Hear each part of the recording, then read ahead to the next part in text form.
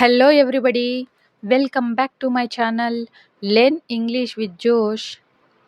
Today, we will learn about daily use English sentences.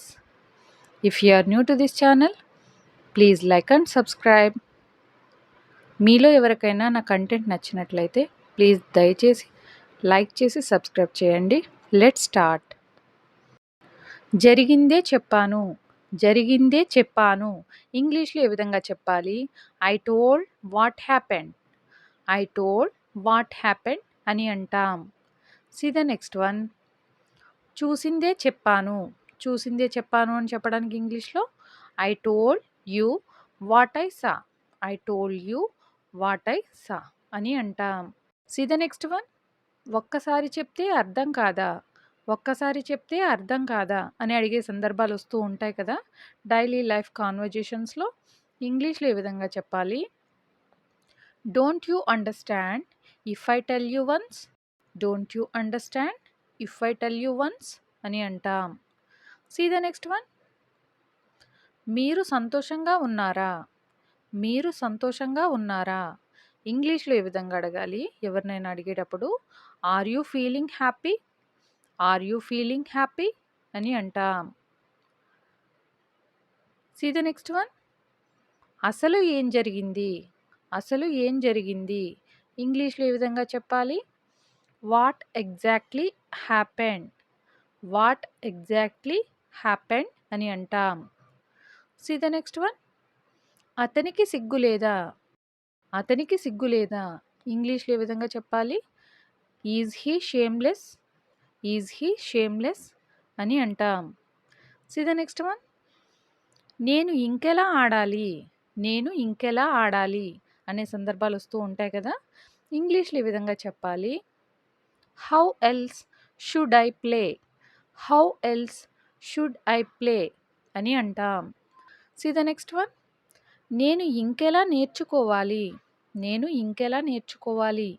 ఇంగ్లీష్లో how else should I learn. How else should I learn అని అంటాం. See the next one. ఆమె ఇంకెలా వెళ్ళాలి. ఆమె ఇంకెలా వెళ్ళాలి. ఇంగ్లీష్లో how else should she go అని అంటాం. See the next one. నేను ఎవరిని కలవాలి. నేను ఎవరిని కలవాలి. ఇంగ్లీష్లో ఏ విధంగా అడగాలి? Whom I have to meet. Whom I have to meet అని అంటాం. See the next one. నేను ఈ విషయం ఎవరికి చెప్పాలి. నేను ఈ విషయం ఎవరికి చెప్పాలి. ఇంగ్లీష్లో ఏ విధంగా చెప్పాలి? Whom I have to tell this matter. Whom I have to tell this matter. See the next one. నేను ఎంత తీసుకోవాలి. నేను ఎంత తీసుకోవాలి. ఇంగ్లీష్లో ఏ విధంగా చెప్పాలి? How much I have to take. How much I have to take అని అంటాం. See the next one. మమ్మల్ని అడిగినట్లు వారిని అతనిని కూడా అడగనివ్వండి. మమ్మల్ని అడిగినట్లు వారిని అతనిని కూడా అడగనివ్వండి. దీనిలో 2 సెంటెన్సెస్ ఉన్నాయి. వీటిని ఇంగ్లీష్లో ఏ విధంగా చెప్పాలి? Let them ask him to. Let them ask him to as we are asked. As we are asked. 2 sentences. Let them ask him to as we are asked అని అంటాం. See the next one. అతనికి నచ్చినట్లు అతనిని చేయనివ్వండి. అతనికి నచ్చినట్లు అతనిని చేయనివ్వండి. ఈ సెంటెన్స్లో కూడా 2 సెంటెన్సెస్ ఉన్నాయి. ఇంగ్లీష్లో ఏ విధంగా చెప్పాలి?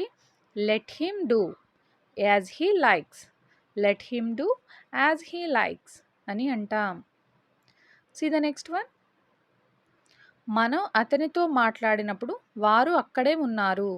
మనం అతనితో మాట్లాడినప్పుడు వారు అక్కడే ఉన్నారు. ఇంగ్లీష్లో ఏ విధంగా చెప్పాలి? They were there only as we talked with him. They were there only as we talked with him అని అంటాం. See the next one. అతను రాసిన వెంటనే నీకు ఇచ్చాడు. అతను రాసిన వెంటనే నీకు ఇచ్చాడు. He gave you as soon as he wrote. He gave you as soon as he wrote అని అంటాం. See the next one. మీరు అడిగిన వెంటనే మీకు సహాయం చేశాను. మీరు అడిగిన వెంటనే మీకు సహాయం చేశాను. ఇంగ్లీష్లో ఏ విధంగా చెప్పాలి?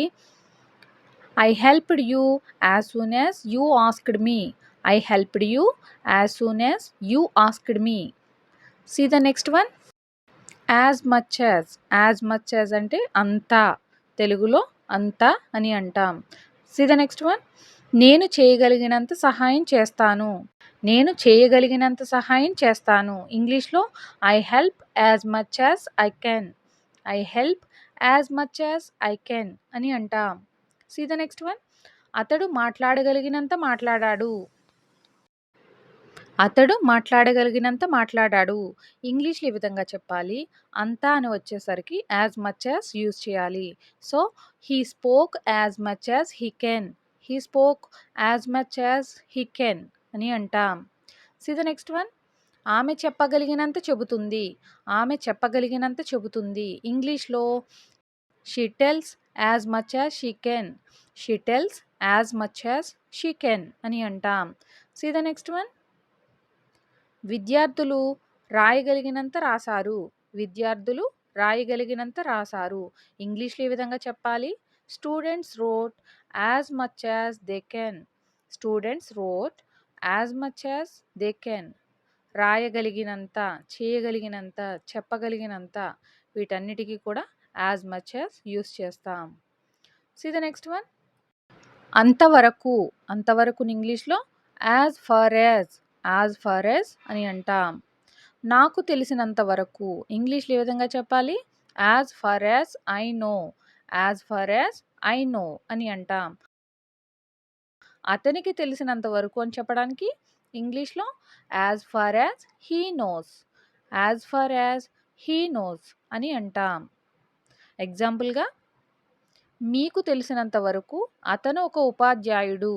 మీకు తెలిసినంత వరకు అతను ఒక ఉపాధ్యాయుడు. ఇంగ్లీష్‌లో ఏ విధంగా చెప్పాలి. As far as you know he is a teacher. As far as you know he is a teacher అని అంటాం.